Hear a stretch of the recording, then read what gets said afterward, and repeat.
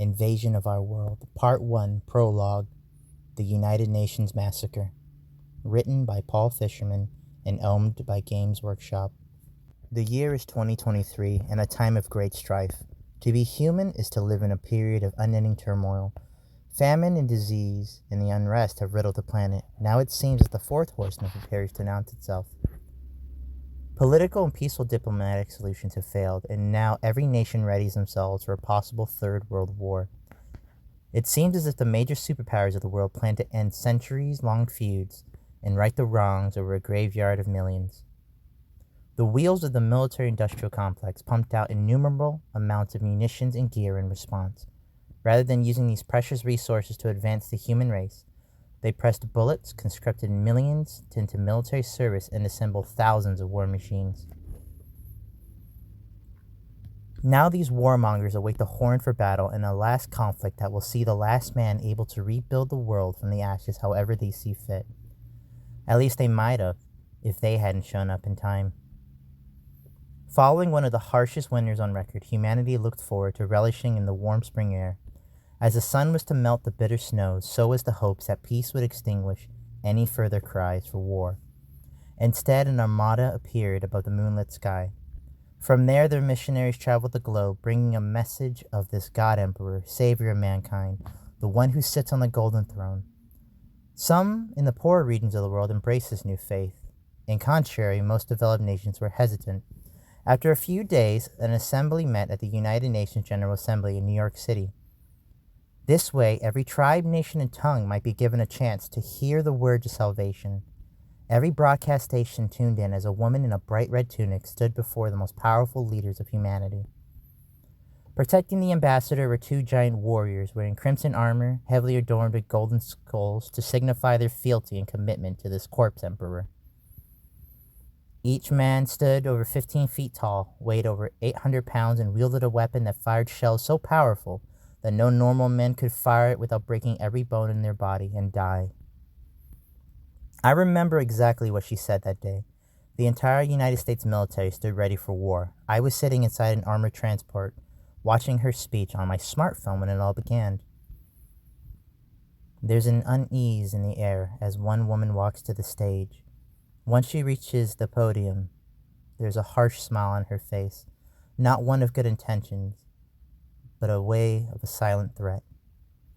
She smiles. Salutations in the name of my God, the Emperor of Mankind. Rejoice. Rejoice, children of the supposed Adam and Eve. Rejoice. Rejoice and be thankful. For the days of aimlessly yearning for purpose are gone. Gone are the days of war, famine, and disease. Soon these nightmares will all be forgotten memories. All this can be yours if you willingly submit to the imperial truth. It is time to peacefully surrender this world, but every government official must resign from their post immediately. There's an awkward silence for a few moments until most of the representatives erupt into boisterous, rambunctious laughter. The Imperium ambassador scowls with hatred and scans the crowd. Her eyes land on the American president, who slowly rises and presses a button on his microphone. Excuse me, Ambassador. I understand you're new to this world, but the United States of America has a proud history of resisting tyrants. We aren't going to turn it over to a bunch of religious extremists, especially not to some deity who doesn't even have the personal courtesy of seeing us in person to offer this strange opportunity.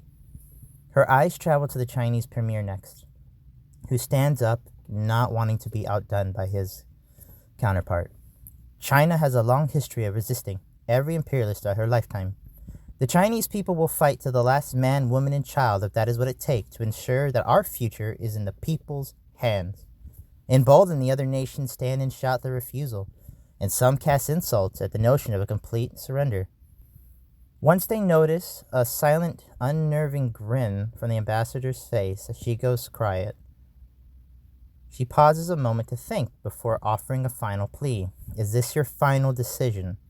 The delegates nod and cast their votes on a large screen where every tally for a no further enrages the woman. After the final count, she sighs and looks to her bodyguards that we later found out the official name was Astartes, or Space Marines.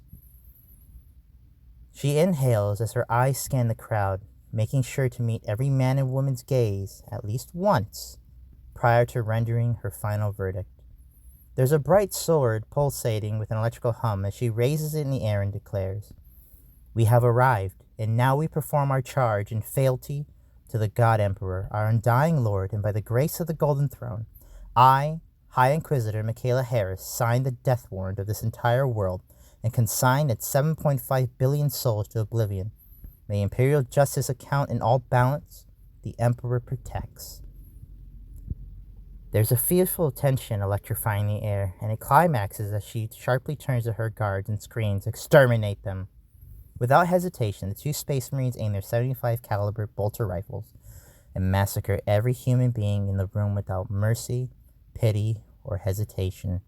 The only thing I saw on the still live feed broadcast was the screams and gunfire, blood, red carnage and mist and gore.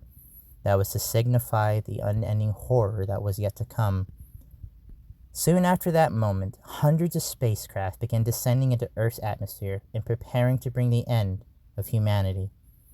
From this moment on, every nation will either stand alone, die alone, or simply cease to exist in what will be the end of our world. The end.